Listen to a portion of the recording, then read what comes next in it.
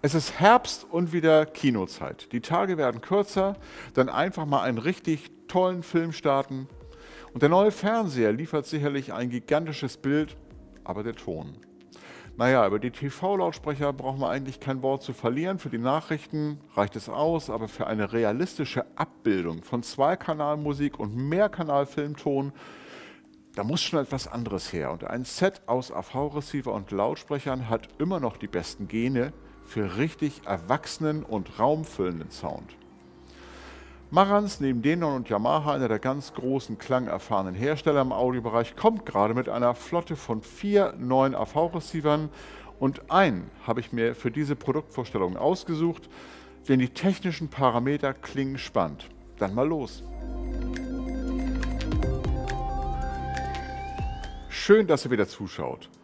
Willkommen bei Thomas Elektronik, eurem Fachhändler aus Hamburg für angesagtes HiFi und Heimkino. Ich bin Thomas Orlowski, einer eurer Ansprechpartner im Thomas Elektronik Team, wenn ihr euch eine neue Stereo- oder Heimkinoanlage zulegen möchtet. Wir beraten euch gerne herstellerunabhängig und ihr könnt Lautsprecher und Receiver entweder bei uns auf 2 Etagen in unserem Geschäft in Hamburg oder auf www.thomas-elektronik.de erleben. Sagt euch Marantz eigentlich etwas? Den eingefleischten HiFi-Fans sicher, denn Marantz schreibt mittlerweile HiFi- und Heimkinogeschichte. In einem früheren Video hatte ich erwähnt, dass Marantz sich in den nächsten Jahren rund erneuern will. Und bei den ersten HiFi-Komponenten wurde das schon umgesetzt. Hier einige unserer Videos dazu. Jetzt sehen wir uns den neuen Marantz Cinema 60 DAB an, den zweitkleinsten von insgesamt 4 neuen Modellen. Es geht, wie immer bei uns, um alles. Design, Anschlüsse, Lieferumfang, Fernbedienung, die Einrichtung, die App-Bedienung, die klanglichen Fähigkeiten bei Stereo- und Mehrkanal und der Blick ins Innenleben. Und für den besseren Überblick die technischen Schlüsselmerkmale mit Erläuterung. Ich bin gespannt. Ihr auch? Ja, die Optik ist doch der Hammer, oder? Das sieht eigentlich gar nicht mehr nach AV-Receiver aus, sondern eher nach einem Stereoverstärker. Und diese Kombination aus Retro- und modernen Elementen finde ich verdammt cool. Das Bullauge in der Mitte, das kenne ich noch von den Marantz-Geräten in den 70er, 80er Jahren. Und das alles ist wirklich sehr schön und sehr sauber verarbeitet. Also rundherum gelungen. Dann schauen wir uns mal Bedienelemente, Anschlüsse auf der Vorderseite an. Das geht links natürlich mit dem Netzschalter los. Hier zum Beispiel ist der Eingangswähler, das heißt, welche Quelle ihr hören und sehen wollt. In der Mitte das Bullauge, das schauen wir uns natürlich nochmal an, wenn wir das Gerät einschalten. Der schöne Marantz-Schriftzug darüber. Rechts der Lautstärkeregler. Hier steckt ihr das Einmessmikrofon ein, komme ich auch nachher nochmal zu, im Einrichtungsassistenten. Hier gibt es einige Direkttasten, da könnt ihr zum Beispiel den sogenannten Pure Direct Modus anwählen. Wenn es also um Stereo in absolut bester Qualität geht, könnt ihr zweite Zonen schalten, einen Sendersuchlauf bedienen, das Display dimmen, Status abfragen, zum Beispiel was für ein Soundformat gerade anliegt und den Soundmodus, mit dem das Gerät den Ton verarbeiten soll, auch noch umschalten. Rechts dann noch der USB-Anschluss für Audioquellen, das heißt alles, was von Sticks oder Festplatten kommt, wo Musik drauf gespeichert ist. Und ganz rechts noch ein 6,3 mm Kopfhörer-Klinkenanschluss. Auf der Rückseite seht ihr dann einmal die Anschlüsse für die Wi-Fi- und Bluetooth-Antennen. Dann die digitale Audioabteilung in Form von Coax und optischen Eingängen, ein LAN-Anschluss, wenn ihr den Router in der Nähe stehen habt und lieber eine Kabelverbindung herstellen wollt. Hier haben wir dann 3 HDMI-Eingänge mit allen 4K-Funktionalitäten inklusive HLG, HDR und Dolby Vision-Unterstützung. Und für die Gamer unter euch geht es dann in die rechte Sektion, 3 Anschlüsse HDMI 2.1. mit 4K-Unterstützung, mit 8K-Unterstützung, 4K eben bis 120 Hertz und auch allen Funktionalitäten, mit denen der Receiver dieses Signal fast gar nicht mehr verzögert, sodass auch Eingaben beim Gaming eben verzögerungsfrei auf dem Bildschirm zu sehen sind. Hier haben wir dann den klassischen HDMI-Ausgang für Bilder und gleichzeitig Eingang ARC, da holt sich also den Ton vom Fernseher. Und wer parallel noch einen Beamer anschließen möchte, geht hier an den zweiten HDMI-Anschluss ran. Hier in der Mitte haben wir dann eine komplette analoge Sektion, besteht also aus dem Antenneneingang. Gibt es ja die DAB und die UKW-Variante beim Cinema 60 Receiver. Dann haben wir hier den Phono-Eingang für Magnet-Tonabnehmersysteme, 4 Hochpegel-Eingänge für CD oder für Tape oder ähnliche Geschichten.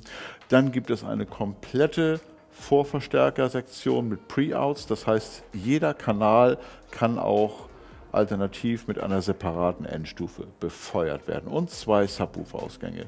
Ja, unten haben wir noch die ganzen Lautsprecheranschlüsse und rechts den Stromanschluss. Ja, schaut euch mal den Lieferumfang an. Da gehört natürlich das Einmessmikrofon dazu, klar, da gehört auch das Netzkabel dazu, aber was Marantz wirklich toll gemacht hat, kenne ich sonst nur von den ganz teuren HiFi-Bausteinen. Das ganze Zubehör wird also in so einer schönen Box verpackt. Und da seht ihr schon die Fernbedienung, die gucken wir uns gleich im Anschluss an. Die Batterien für die Fernbedienung natürlich klar. Die beiden Sticks, die beiden Antennen für Wi-Fi und für Bluetooth. Die Bedienungsanleitung für das Gerät. Dann einmal ein paar Hinweise, wie ihr zum Beispiel zu Streaming kommt. Natürlich ein bisschen Werbung auch für Spotify. Und jetzt nehmen wir einfach mal dieses Teil raus. Und hier seht ihr dann noch eine kleine fliegende Antenne, so eine Wurfantenne für UKW und DAB. Viele Fans von Denon und Marantz Receivern kennen das schon. Hier könnt ihr nämlich eure Anschlüsse am Receiver individuell beschriften. Dann gibt es nach wie vor, finde ich, sehr, sehr löblich diese herausnehmbare und zusammensteckbare Stativgeschichte. Das heißt, ein Stativ, auf das ihr dann nachher das Einmessmikrofon obendrauf stellen könnt. Also ein wirklich vollständiger Lieferumfang. Ja, lange Zeit sah es ja so aus, als ob die Hersteller nur noch auf App-Bedienung setzen und die Fernbedienungen wurden immer mehr und mehr abgespeckt. Und ja, Marantz hat es erkannt, dass es auch anders wieder geht. Die Fernbedienung ist rundherum gelungen, sieht also klasse aus, fasst sich richtig gut an, ganz klar definierte Druckpunkte, Ein- und Ausschalten, Eingangswahl, hier ist die Navigation im Menü der Geräte. Hier habt ihr die Möglichkeit zum Beispiel auf die Tasten direkt eure Lieblingssender draufzulegen, Soundformate umzuschalten, ins Setup-Menü zu gehen. Also insgesamt eine wirklich rundherum optisch und auch haptisch gelungene Fernbedienung.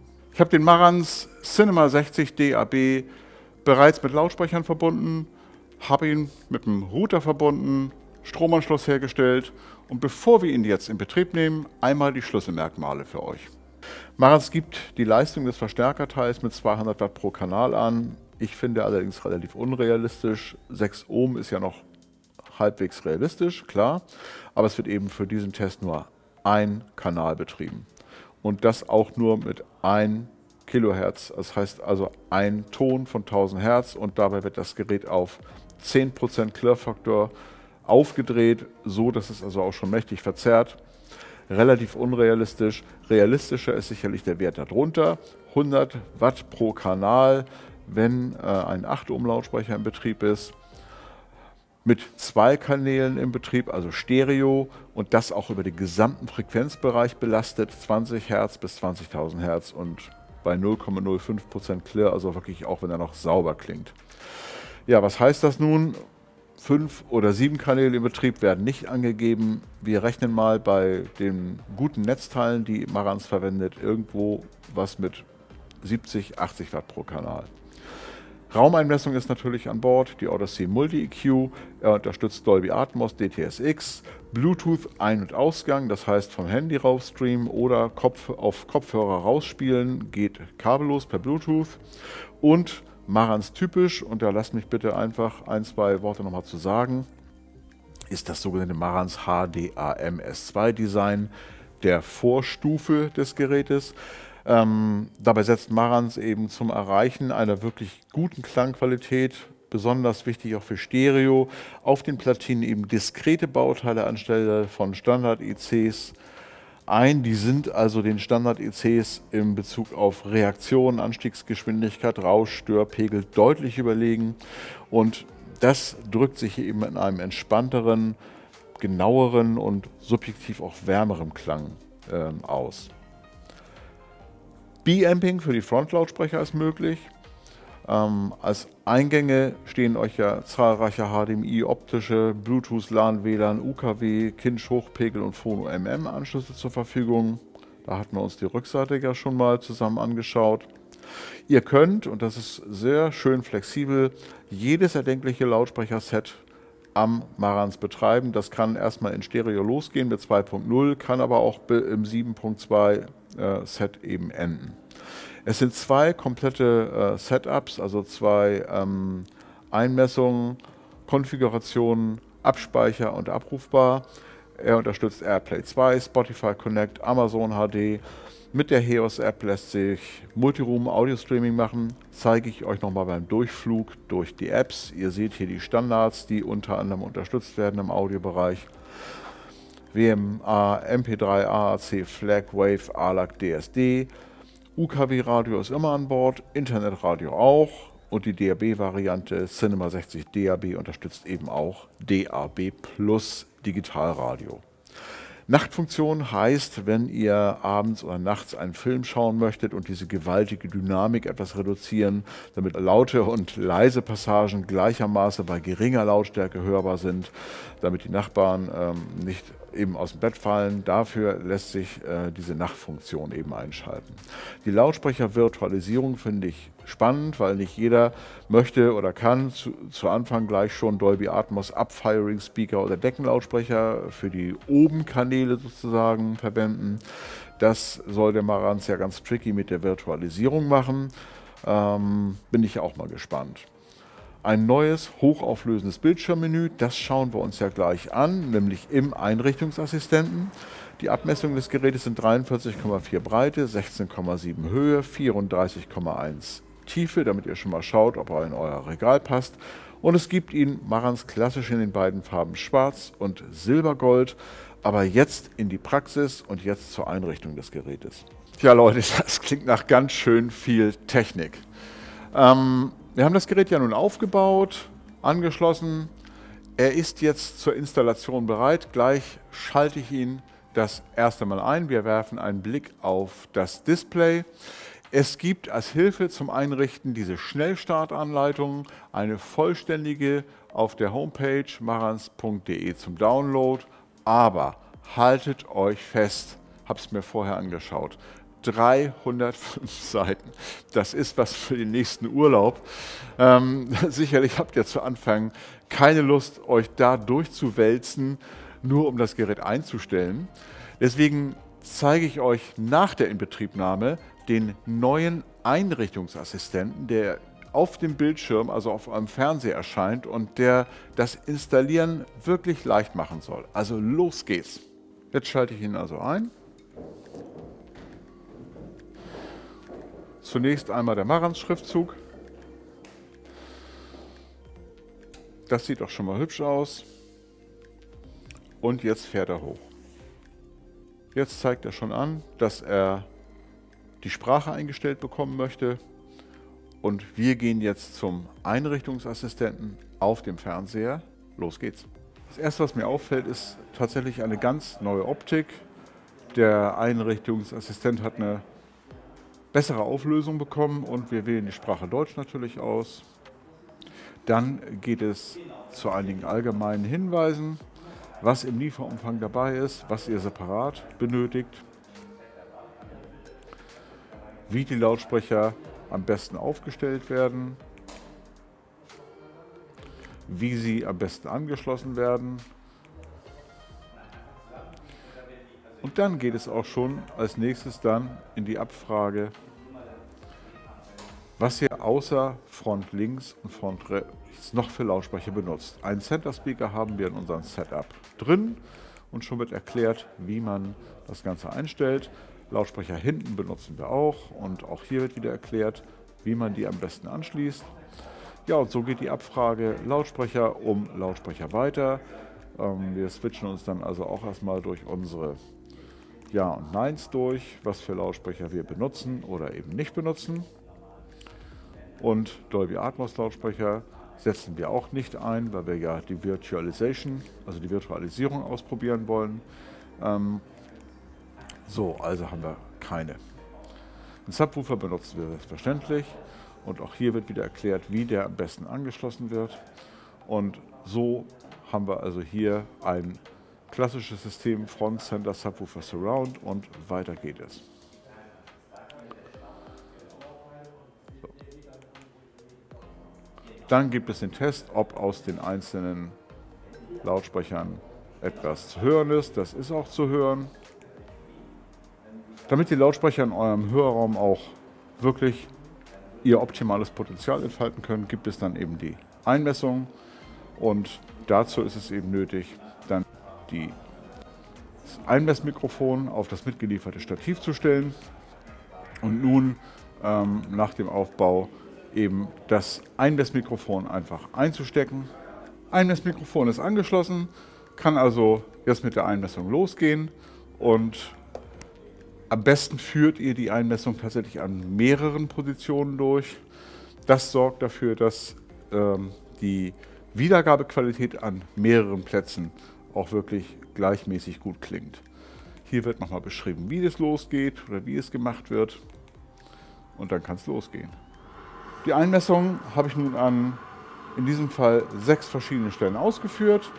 Jetzt geht es an die Netzwerkverbindung. Unser Gerät ist ja hier am Router mit einem Kabel angeschlossen. Das heißt, hier wird einfach ein Testton abgespielt. Damit hören wir sofort aus den Lautsprechern etwas.